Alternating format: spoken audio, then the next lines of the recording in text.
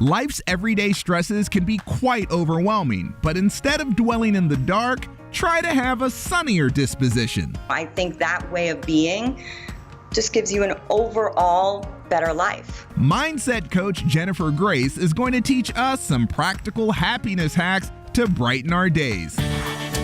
Let's start with the happiness jar. So a happiness jar is a really playful, fun thing that you can do alone. You can involve your children, your partner. Write down a bunch of things that make you smile, fold them up, and put them in the jar. And anytime you're feeling sad or depressed, you just pull one out and do it. Stand-up comedy, rocking out to an upbeat playlist, or just talking to a hilarious friend are a few examples of what's in Jen's jar.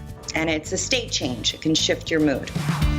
Next, set time to worry. The practice is when you wake up in the morning and you feel that flood of worry, of anxiety, immediately you set your phone for 8 p.m. and the event says worry time. And for the rest of the day, anytime some type of worry comes flooding back, you have to tell yourself, can't worry about it now, because it's not worry time. She says to replace that worry with something you're grateful for, like the roof over your head or having enough food to eat. And then 8 o'clock comes, you sit down, the alarm goes off, you have 30 minutes to worry. Well, what is going to happen is you're going to start laughing hysterically at the absurdity of sitting down and worrying.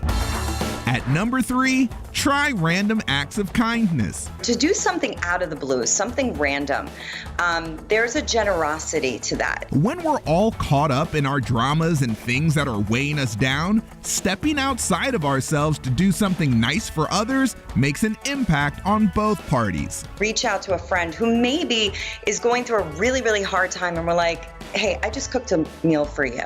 If you're feeling generous, give some stuff away to friends or your favorite charity. There's this explosiveness of joy comes through you because you're not thinking about yourself. Finally, do something creative. I think creativity can lead to happiness, especially if we're not a creative. As we grow older, many adults no longer identify with being creative and declare that their finger painting days are over. The studies show that the most creative people on the planet are children. And why? It's because they play all day long. So do something creative and out of the box, and a flood of ideas may come through. And of course, then, you're going to be less stressed and happier because you're playing. Expert tips to bring the happiness hacks home is at the top of the list.